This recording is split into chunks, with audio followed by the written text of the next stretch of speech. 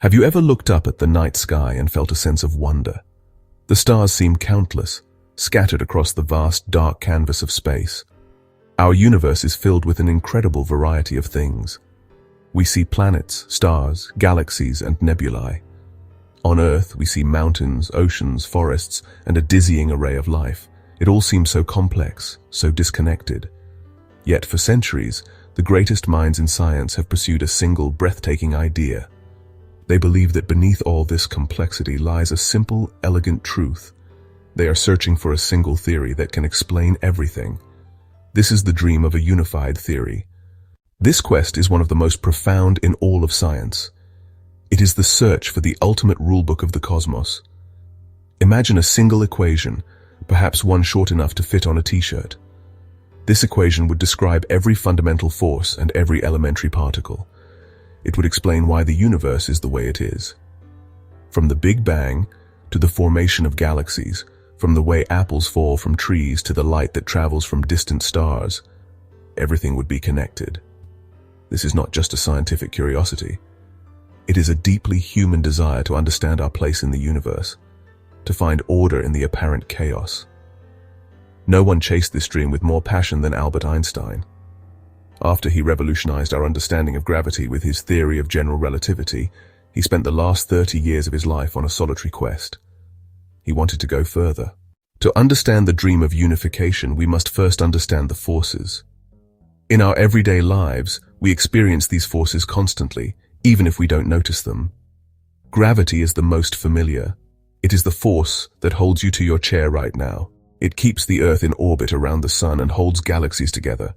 Without gravity, the cosmos as we know it would simply fly apart. Then there is electromagnetism. This is the force behind light, electricity, and magnetism. It is the reason you can see these words on your screen.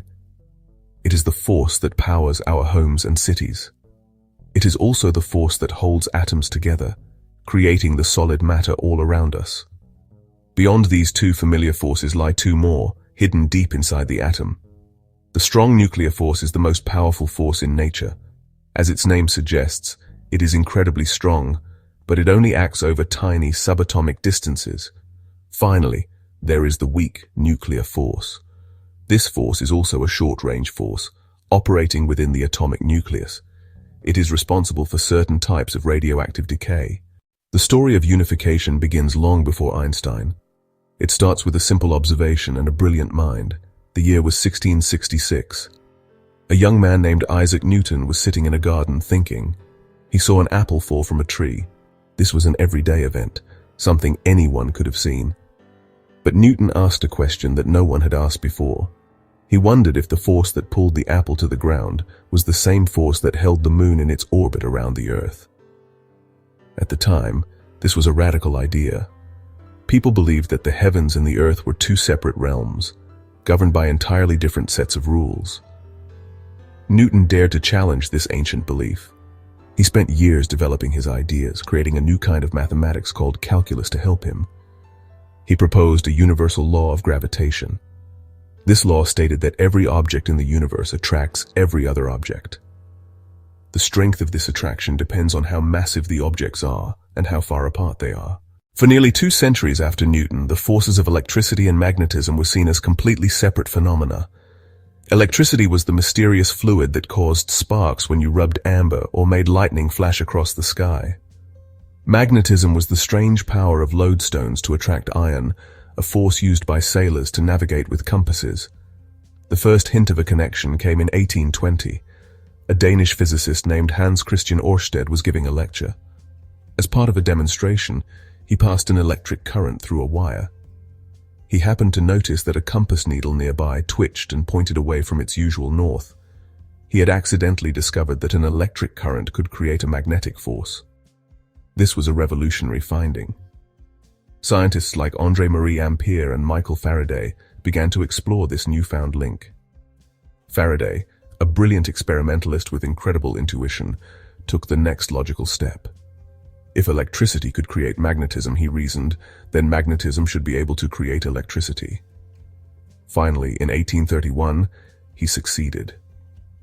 This principle, known as electromagnetic induction, is the basis for every electric generator and transformer that powers our world today. James Clerk Maxwell was a Scottish mathematical physicist with a mind as brilliant as Newton's. He was a theorist, someone who worked with ideas and equations. He was deeply impressed by Faraday's experimental discoveries about the interplay between electricity and magnetism. Maxwell set himself the task of translating Faraday's intuitive physical ideas into the precise language of mathematics. He took the known laws of electricity and magnetism and unified them into a single, elegant set of 4 equations. As he worked with them, he noticed something was missing. The equations seemed inconsistent unless he added one extra term. This new term described the idea that a changing electric field could act as a kind of current, creating a magnetic field even in empty space. This unification led to a breathtaking prediction. Maxwell used his equations to calculate the speed at which these combined electric and magnetic disturbances would travel. The number he calculated was astonishing. It was approximately 300,000 kilometers per second. This value was already known to scientists, but from a completely different field of physics. It was the measured speed of light. In a moment of pure genius, Maxwell realized what this meant. Light itself was an electromagnetic wave.